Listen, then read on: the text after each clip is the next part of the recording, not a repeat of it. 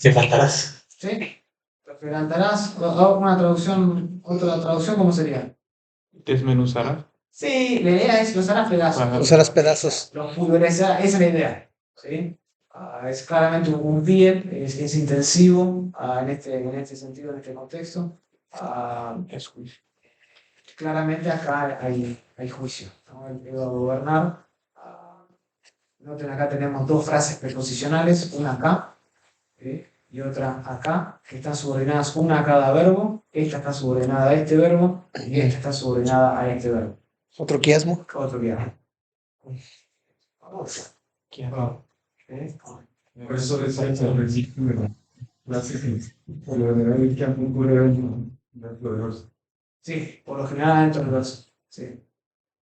Entonces, bueno, y solo para que lo vean, aunque son dos frases preposicionales, una acá, una es una frase instrumental y la otra es, no es instrumental en ese sentido. Una es comparativa y la otra es instrumental. Una es con qué lo va a gobernar, va a ser con vara de hierro. La primera es instrumental en ese sentido, la segunda es más comparativa, ¿sí? Como un instrumento de...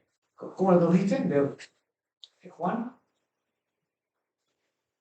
Como objeto, o objeto de alfarero, dije. Sí, de alfarero, la idea es algo de barro, algo que se rompe, una vasija, algo que se rompe fácil, ¿sí? Una frase provisional es el instrumento de su gobierno, la otra es una comparación de qué es lo que le va a pasar tras haber pasado por ese instrumento de gobernar, ¿sí? Que habla, en este caso y en aquella época, ese Shevet, ¿sí? Habla justamente de un cetro. Sí, es esa idea de un centro real, esa imagen de un gobernador que tiene fuerza y puede hacer lo que quiera, y los reyes de la tierra, aquellos que se están complotando, ¿sí? En el versículo 1, 2 y 3, son justamente considerados como meramente una vasija, algo que se rompe, algo que no...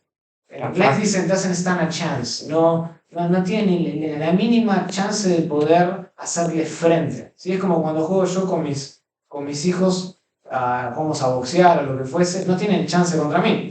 Ahora, cuando tenga 15, 16 ya va a ser otra cosa. Pero hasta ahora, yo con una mano puedo mantener la distancia. ¿No? Y si me lastiman es porque me estoy haciendo que me lastimen. ¿Sí? Estoy dejando que me alcance. Igual, esa es la idea acá. Se ríe. ¿Sí? Son muy frágiles, no tienen ninguna oportunidad de poder ganar este combate o este complot es vano justamente por eso. El contraste, ¿no? Entre el hierro y el Sí, barro, y ¿no? el barro. Es tan... Ahí hay una antítesis, correcto. Todas esas cosas ustedes las quieren percibir. ¿Sí? Una pregunta, profesor. Sí. ¿Por qué en nuestro libro de Skokel él traduce los desmenuzarás como cachorros? ¿Como cachorros? Ajá. No, cacharros. Cacharros de laza. Cacharros de laza, no sé. Cacharros de loza. Sí, no sé, debe ser, no tengo idea que son cacharros. Pero me imagino que debe ser algo frágil. Debe Sí. ser Sí, como utensilios. sencillos, ahí está. Sí.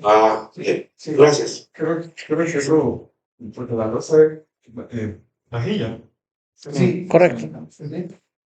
Ahora, Roberto Cora. Versículo 10. Sí, perdonen el ruido de ambiente alrededor. ¿Cómo? Que perdonen el ruido de ambiente No te alrededor mío. Sí, el versículo 11. 10. 10, ok. Y ahora, reyes, sean sensatas y... Se está hablando a reyes y Gracias. sensatos.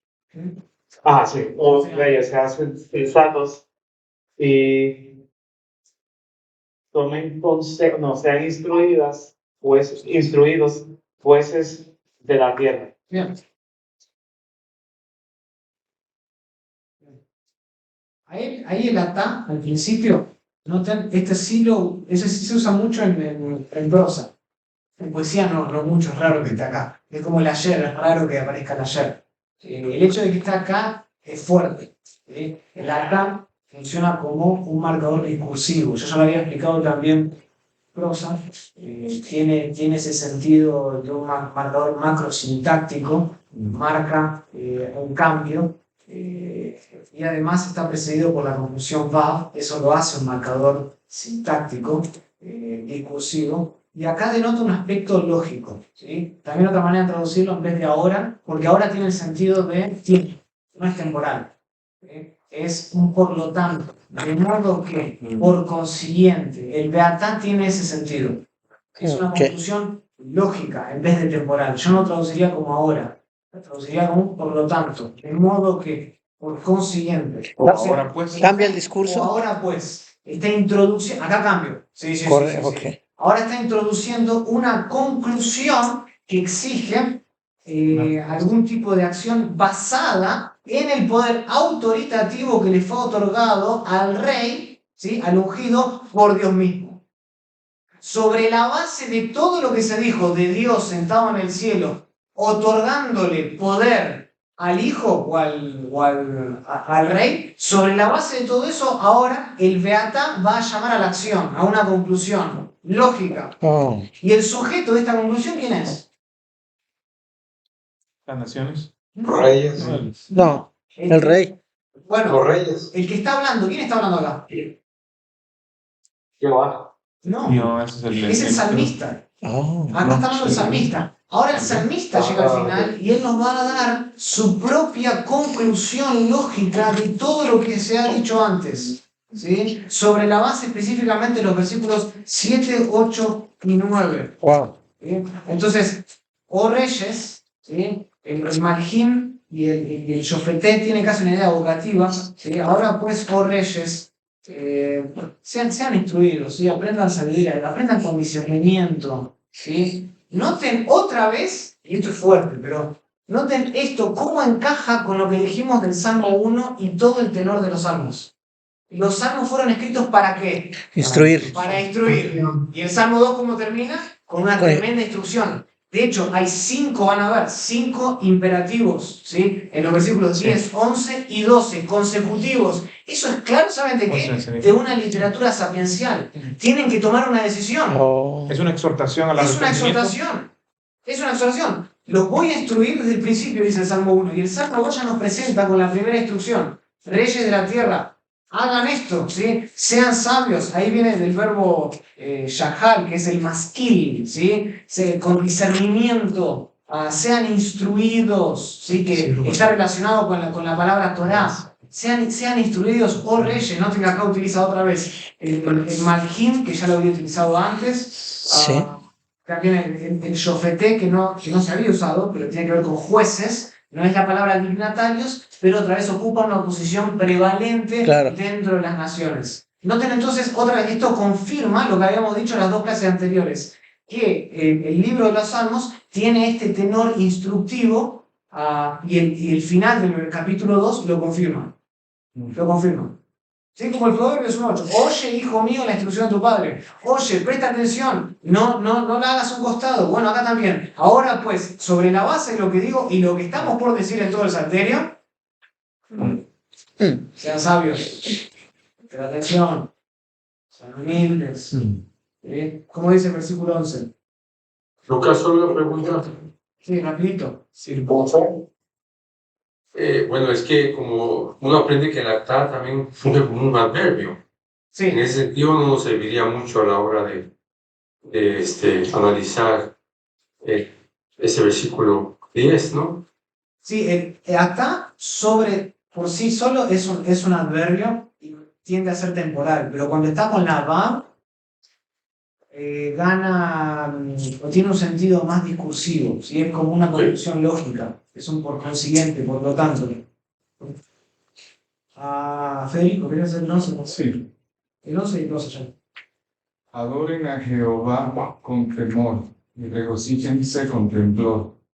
Besen al Hijo para que no se enoje.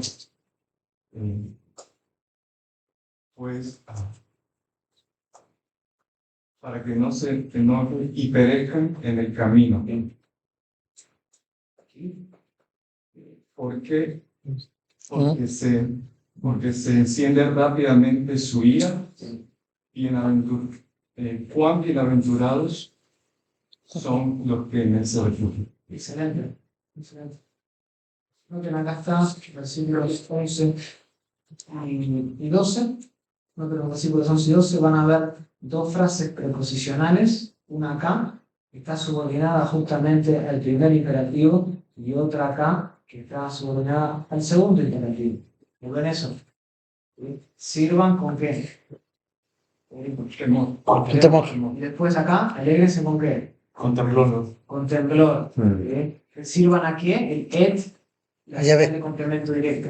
¿Lo ven? Las dos frases preposicionales están Son adverbialmente frases modificando los verbos. ¿Sí? Nos dicen la manera. ¿Sí? Alégrense con qué? Con temblor. Y sírvanle con temor, con miedo, reverente. Y no cualquier servicio es suficiente. No cualquier tipo de alegría es suficiente. Y después dice, ¿cómo te lo viste acá en el versículo 12? Besen Besen, muy bien. ¿Besen a quién? Bar, al hijo. al hijo. Y ahí les voy a, esta es una de las preguntas, ¿sí? ¿Qué significa bar? Es arameo eso, ¿no? Ustedes me den la respuesta, ¿sí? Ha habido mucho debate sobre esta pequeña palabra, ¿sí? No sea, es el pen, no sea que se enoje. que se enojen, ¿sí? Y perezcan en el camino. Acá tenemos teres, que ya lo habíamos utilizado en el capítulo Sí. 1, versículo 6, 2 veces, el capítulo 1, versículo 1. Está todo muy conectado y cierra con bienaventurados son todos aquellos que, ¿cómo lo dije ahora? Se refugian en Se él. refugian, presente. Yo lo diría como presente también, porque es justamente un participio. Se refugian, confían. ¿Sí? ¿Y quién es él? El ungido. Y Yahweh. Ya, güey. Es el bar de acá. El ungido, ¿no? El hijo. El hijo. Bien, bueno, una vez que hicimos todo eso, ahora hay que analizar todas las cláusulas de nuevo. Una vez que acabamos de hacer esto y poner, bueno, esto está subordinado a este verbo, esto está subordinado a esto es una cláusula explicativa, esto es una frase preposicional que está subordinada a este verbo, y esto ya queda al final. Bueno, una vez que subordinamos todo eso, queremos ver las figuras literarias. Entonces volvemos. Sí, claro. Tercera vez. Ese es el paso 2. Eso sería el paso 3. Paso 3, estamos ahorita. Sí, el paso 1 es separar los acentos por los acentos. Después, que tenemos la estructura más básica, queremos jerarquizarlo. Y después que hemos jerarquizado el texto, queremos justamente ir por el texto a ver y ver las figuras literarias, que algunas ya se las di.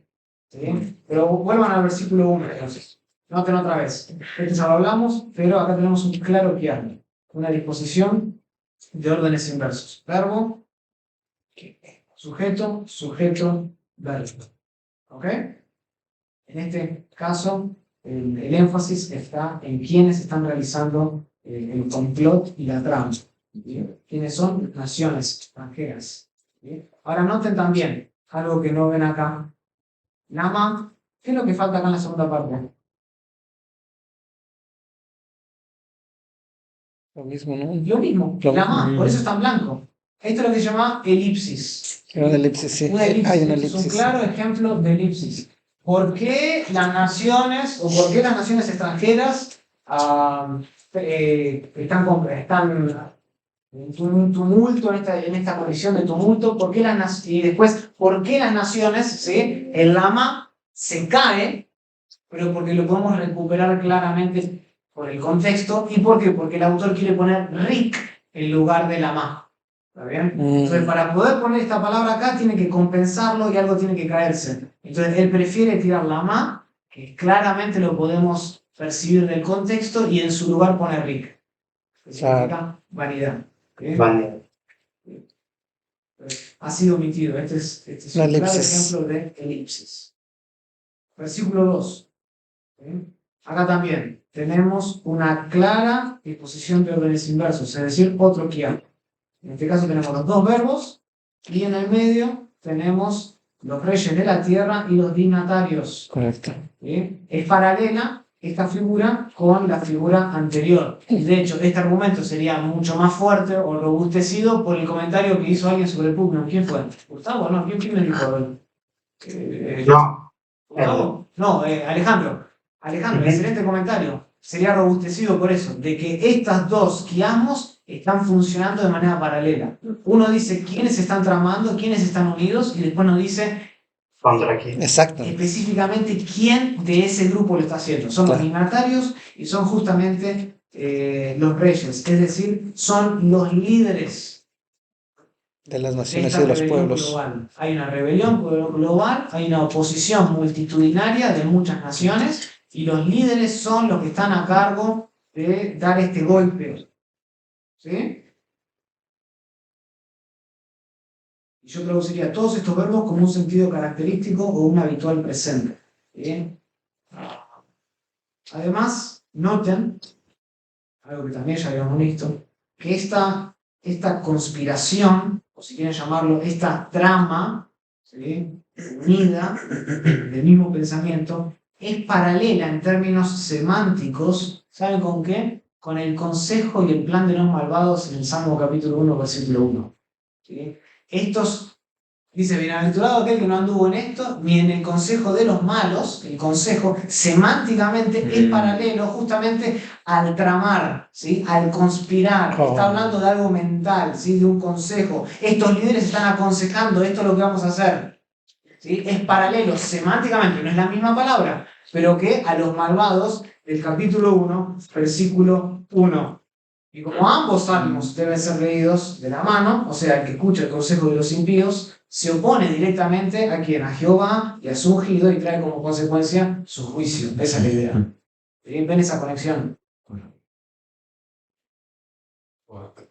Acá, al final, las dos frases paralelas, frases preposicionales, claramente con el rojito, al que revela que detrás del trono terrenal está justamente el trono celestial. Sí. Detrás del ungido en la tierra está el Dios que gobierna por sobre todo. ¿Sí? Pues esa conexión paralela que está unida por esta. Versículo 3. Y tienes en celeste y Yahweh también. Sí, tenemos en esta acá Yahweh porque es contra Jehová y contra su ungido. El su, esta tercera persona masculina singular, se refiere a Yahweh. Al ungido de ¿Está Yahweh. bien? Entonces, Mesías no es Yahweh necesariamente en ese contexto. Hay una separación, hay una distinción. Son dos. ¿Sí? Son dos. Versículo 3. Tenemos justamente ahí estos dos verbos que son coortativos que están claramente en una estructura paralela. ¿Sí? Rompamos, ¿sí? Echemos de nosotros. Está en una estructura paralela. Ambos son coortativos que denotan un sentido de determinación. O sea, lo que dije antes, acá se nos da acceso a lo que estos líderes globales de esta rebelión multitudinaria están diciendo, están tramando. Queremos romper las ligaduras.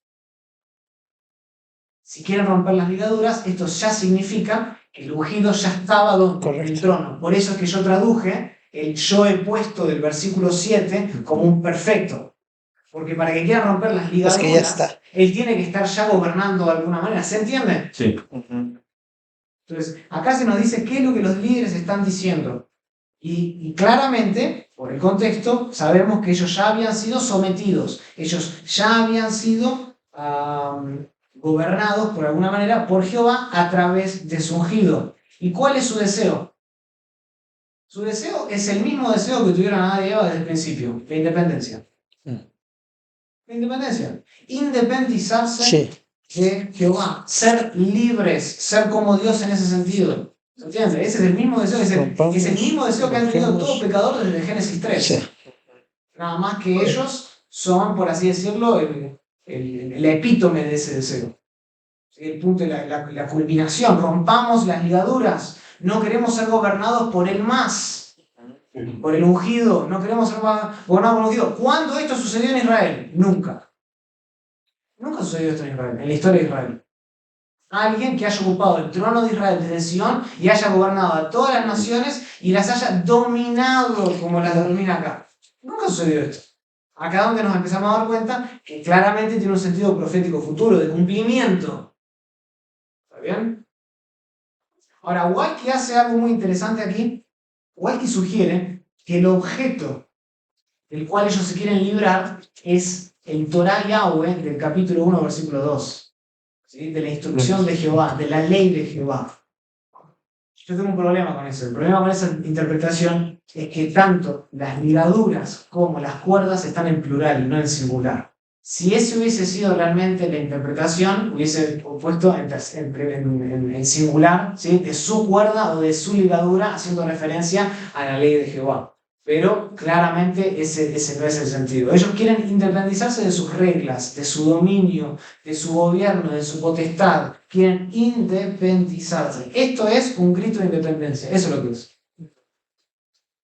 Estoy de acuerdo con con el tema, ¿no? De Jehová reina, nosotros no queremos que Él reine.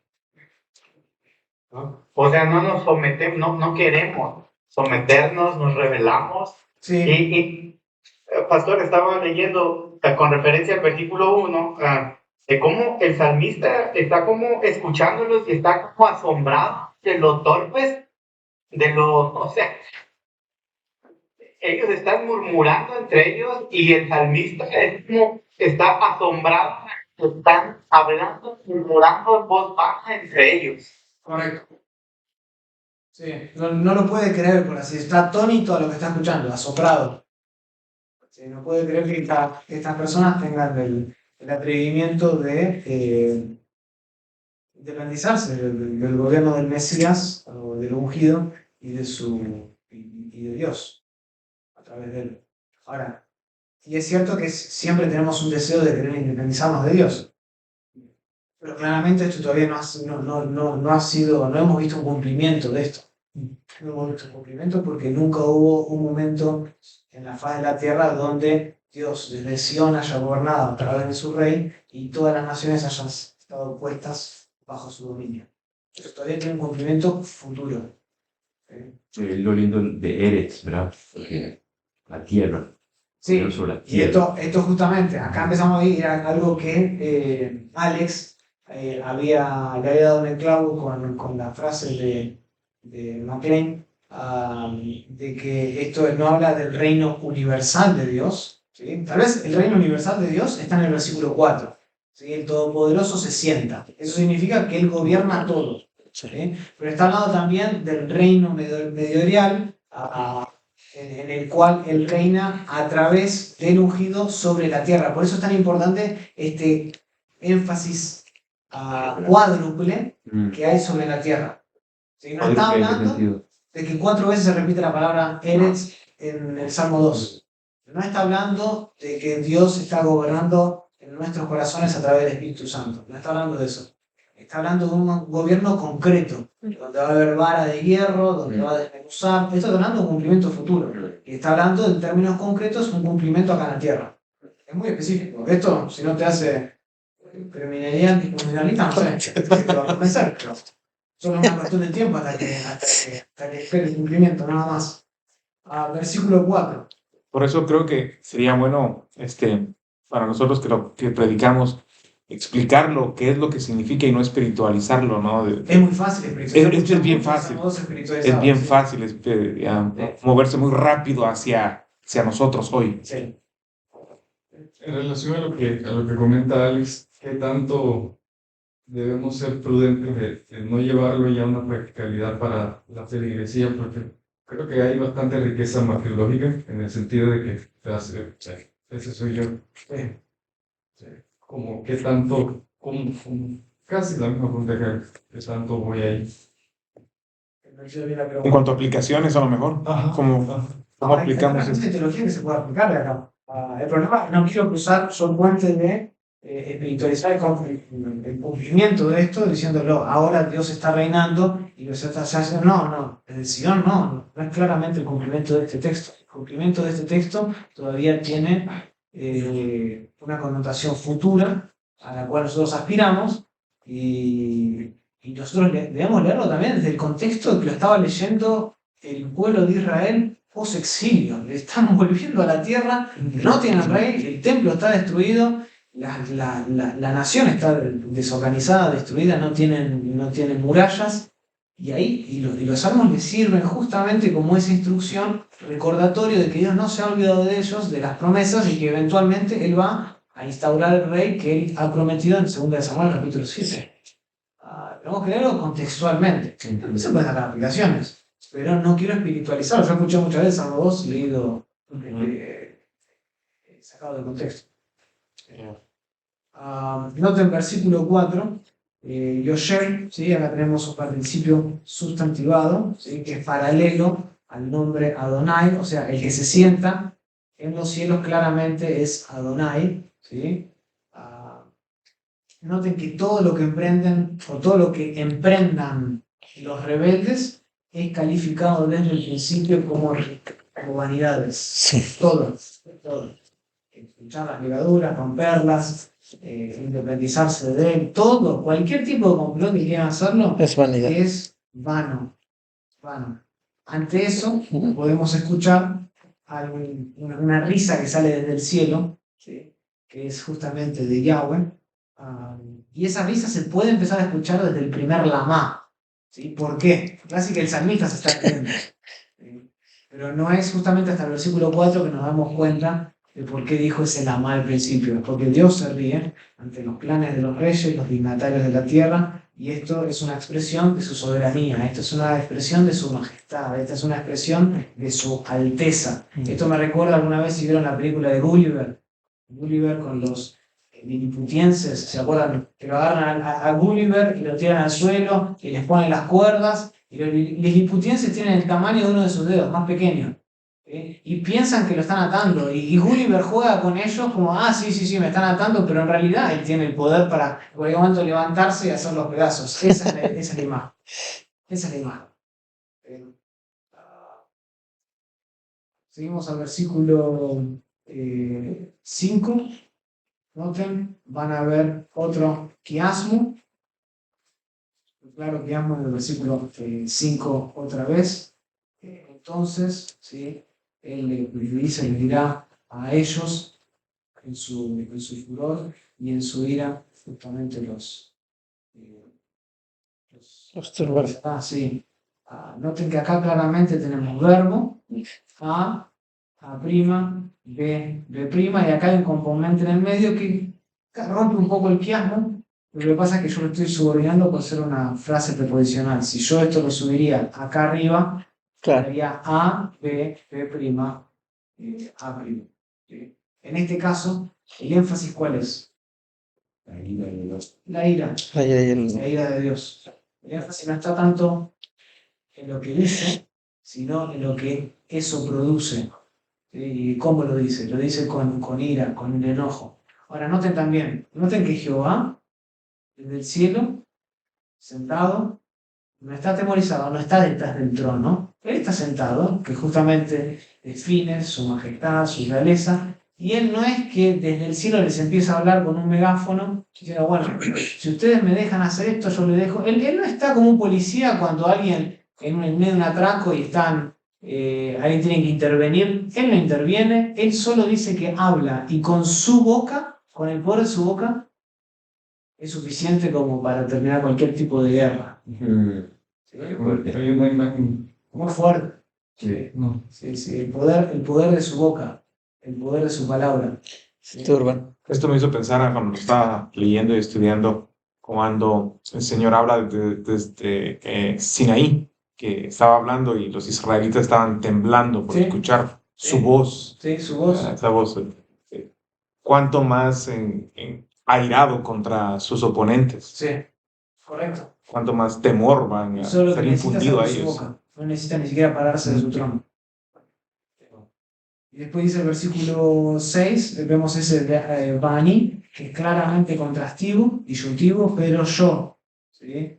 O sea, aquí especifica quién está realmente en control de la situación.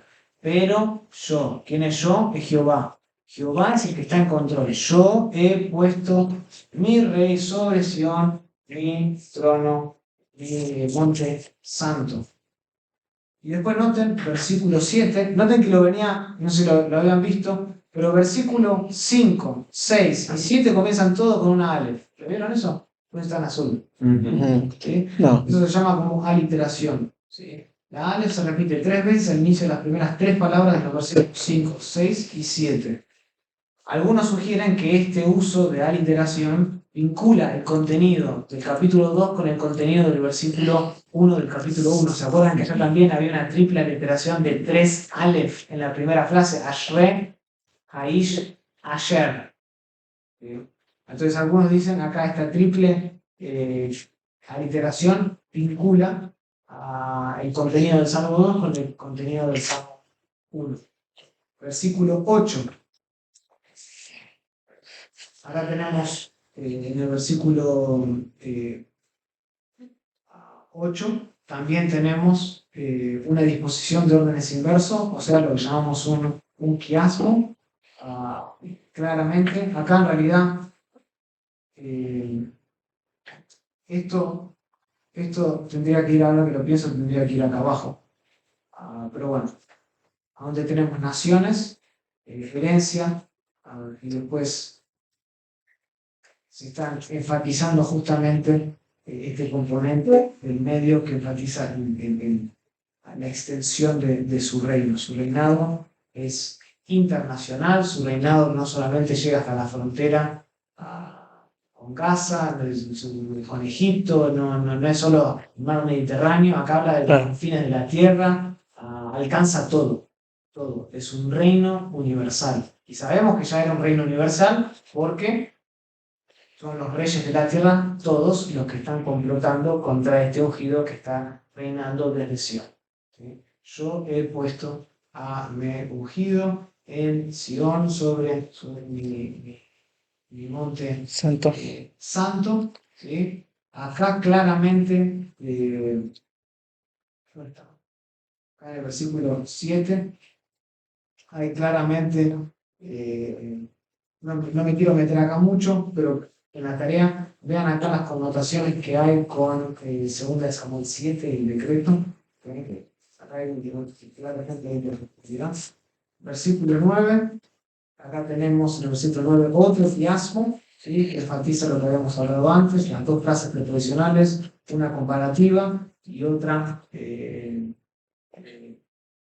es instrumental, ¿sí? Y hace hincapié en la autoridad soberana del rey. No solo la extensión de su reinado es universal, sino que también la soberanía que él ejerce, Claro. el poder que él ejerce, es semejante al de alguien que tiene con un cetro puede romper una vasija de alfarero. Después versículo 10.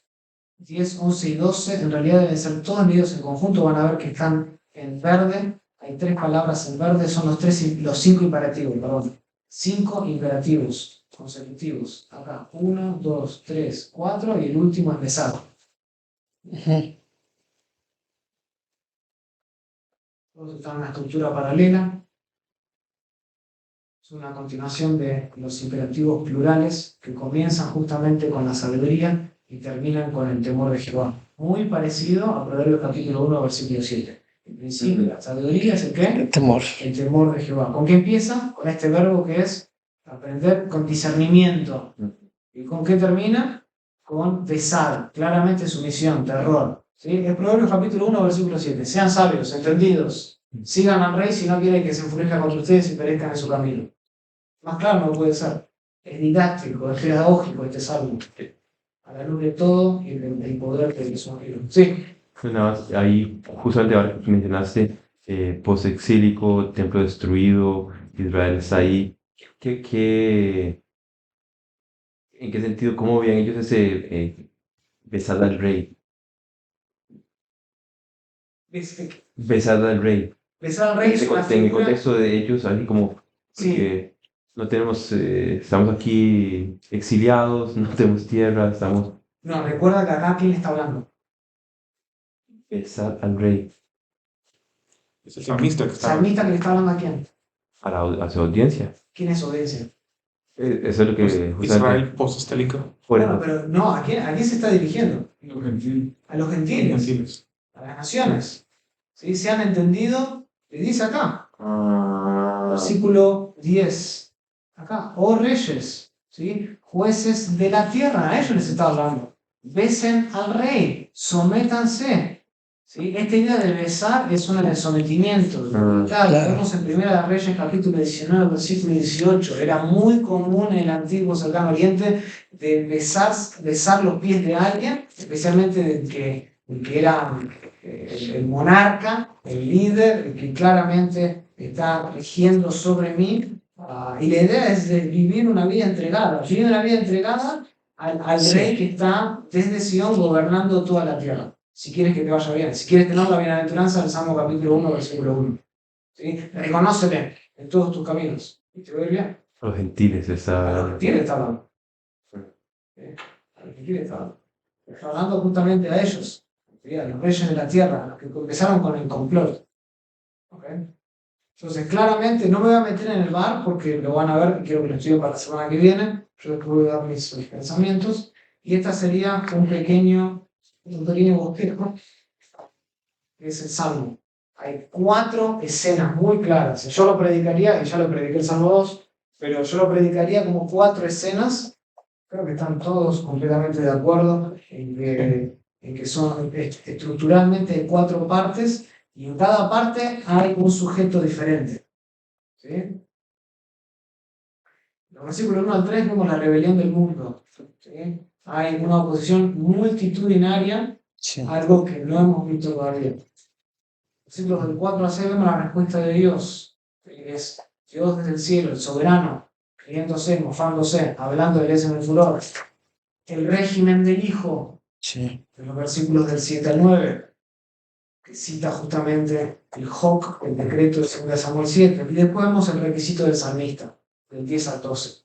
Entonces son 4 escenas, y la mejor manera de recordarles, van al teatro, van a ver cómo se cierra una escena y se abre una escena. Son 4 lugares distintos. Y al final de todo, se abre el último telón y aparece el salmista con toda la luz oscura, y es él solo hablando, tratando de convencer a los reyes y a los que se complotan a que dejen de caminar en esa senda, que besen, se sometan, aprendan con discernimiento, que les sirvan con terror y temblor.